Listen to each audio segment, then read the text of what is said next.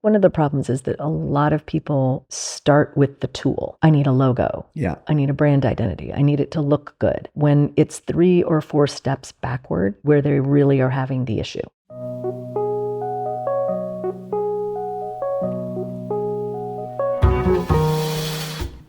So talk a little bit about your business. I want to, hear you took the leap, and you're an entrepreneur, and it sounds like you've used all of the experience, including going back to your childhood, and now, created a business around it. Talk a little bit about it. Yeah. Well, StoryForge was birthed by myself and my co-founder, Barry Chandler, who is now not part of the business. I acquired the business from him over the pandemic. But we founded it in 2014 with the 2 different experiences that we had. So I came from the internal communication side, internal communications, change communications, trying to get everybody in a really large business on the same page about what they were trying to do. Barry came at the business from the external side as a former CMO. But we were both frustrated by the same thing, and that was that businesses were often telling the wrong story for the wrong reasons. A lot of money and a lot of time and investment was spent by businesses creating these big, beautiful, glossy brand books that would then sit on a shelf because nobody knew how to use them. And this recognition that if we could help businesses really unearth what's most meaningful about their story, and they could use that story as a tool to get everyone in their business on the same page, then they would be better positioned to have the impact that they want. So recognizing how story and storytelling can create insights and change thinking, and as a result of that, change actions and behaviors and get different results. And that was something that people were missing. Yeah, it's interesting because you mentioned this early, or there's just this common thread of storytelling, that seems to be, in hindsight, looking backwards, a real consistent for you, that you have this strong belief around story. And I've talked about this, some friends of mine have shared with me, their appreciation for words and naming and, branding. And, I get it. I think it's incredibly important. I think it's probably another one of these things that's underestimated, but, it does take some education, some, maybe it's easier today. I don't know that, people need to get why there's value in spending resources doing this thing that isn't, going directly into something quite as tangible. Now it's very tangible, and it's maybe more important than, any other asset, but it does require really selling that and getting people, educating them on that. Right. Yeah. Yeah. And I think one of the problems is that a lot of people start with the tool.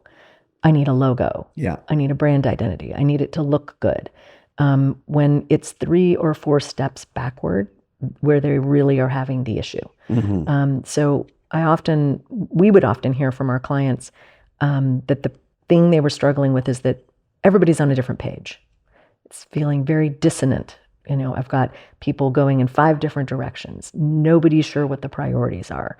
I can't get people to connect, or I'm hiring people and then they leave within the first year because they didn't get it. And I'm using air quotes to say it. And it's usually that moment where there's confusion, there's dissonance, there's conflict, that businesses look for something to solve that problem, when it's usually just as simple as getting everybody on the same page.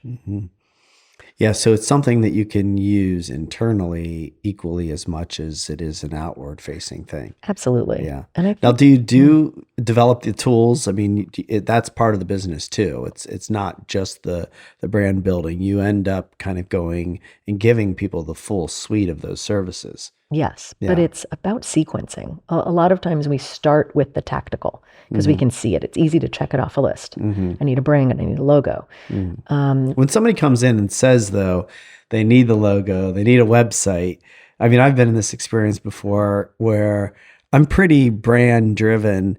And even then it's like, no, we already have brand, we already have mission statement. We already have, vision and values. Like, I need X, Mhm. Do you struggle to sometimes get people to take that step back? Yeah, it's sometimes a struggle, and I think that it's helping people understand that the tactical artifacts of your brand can only be developed accurately if you have the answers to the really fundamental, essential questions about who you are and why you do what you do. Mm-hmm. Otherwise, how do you know if the colors are right? Mm-hmm. How do you know if it's the right logo? Often we get people saying, hey, do you think we need a social media campaign? It's like, I don't know. Mm-hmm. Who are you trying to reach? Mm-hmm. Why? Mm-hmm. What are you hoping to communicate to them?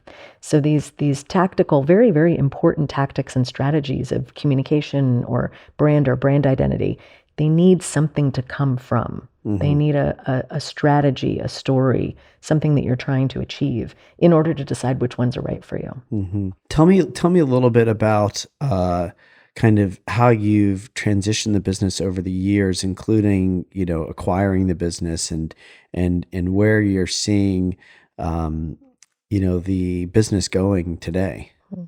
Yeah, it's such a different landscape today than when we started in 2014. I think at the time, I really believed that if I could do the work and help the leadership team have the insights, talk to their stakeholders, help them understand all of the needs that they were filling for their stakeholders and create that meaningful story around it and hand them the story, then everything would be solved. Mm-hmm. And what I think we've realized over the last couple of years, it's way more than that. Mm. We need to have the insights, and then we need to forge that story, that one page that you can get everybody on the same page with. Mm-hmm. But there's a lot of work that happens after that. Mm-hmm. You need to get everybody on the page. You need to create alignment. You need to make sure that everything about your business and everyone in your business is living that story every day. Mm-hmm. And I think this is something you and your business do really well, is using why you exist, your purpose and your vision and the beliefs that you have about the world, using that as a filter for thinking and decision making and strategy, Mm-hmm. and not thinking of those two things as separate. Yeah.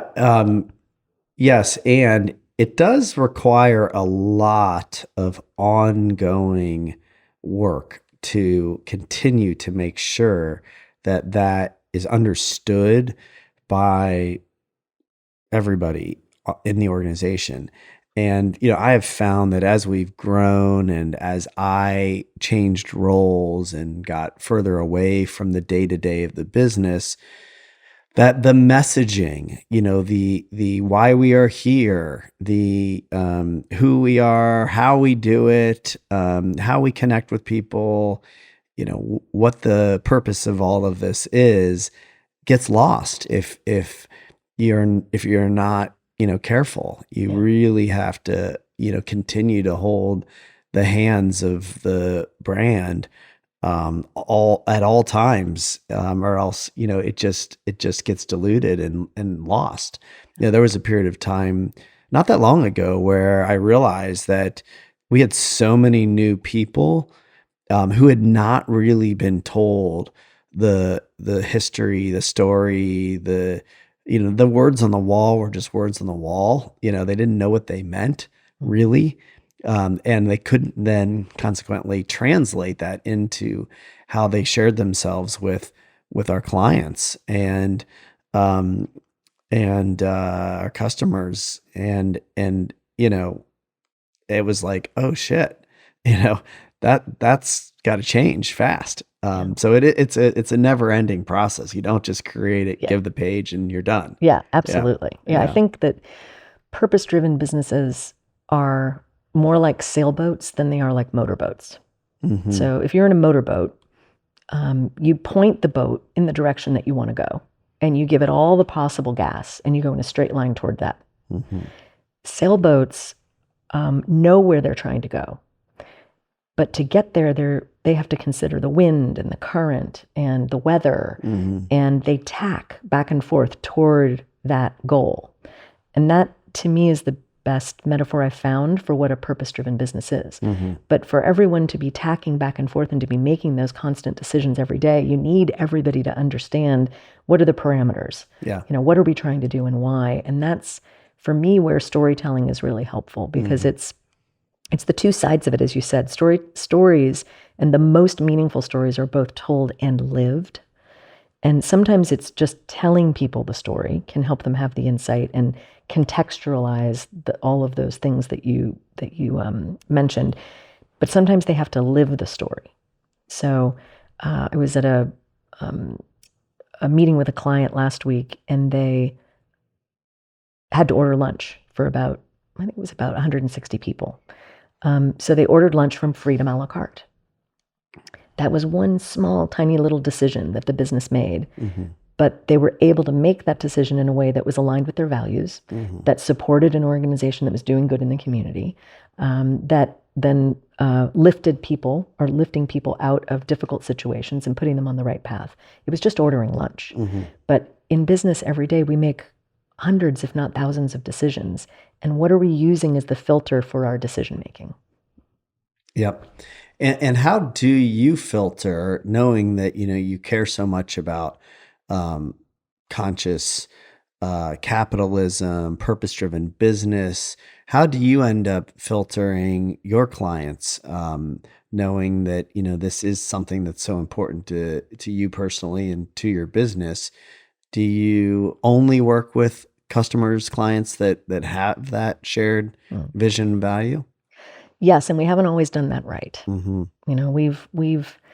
I know I have taken clients on in the past that did not match our values and our vision and our beliefs, but thankfully those are few and far between. So we look for three things in a client. The first is boldness and ambition. Clients that are really trying to do big, interesting things in the world. The second is that they're trying to do those things to make the world a better place. And they can use whatever language they want. Some people are overtly conscious capitalists. Some people don't realize that they are until I show them or observe them doing it. And then the third thing is, we want to make sure that we're working with businesses that have the latitude and the resources in order to make the changes in order to have that impact. Got it. Yeah, I think, it's interesting. Somebody once shared with me the what's the right language? It's the narrower the niche, the greater the opportunity. And yet that's scary, when you really decide like you're only going to work with a certain kind of person, organization. Maybe it's gotten a little easier today. In some ways it maybe is harder because a lot of people are saying it but don't actually mean it, right? So then you have to kind of decipher who's really, aligned. And that takes some courage, because that might mean it's harder to fill up your client base. But once you get known for being that, it creates all kinds of opportunities. Yeah. That's one of the things I think I love about StoryForge, is that we are very, very focused. We know who we work with. We know the work that we do. We know why we do it.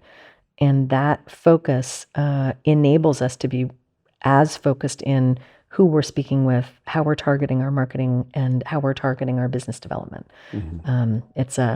It is revelatory and freeing when you can get that kind of clarity. Absolutely.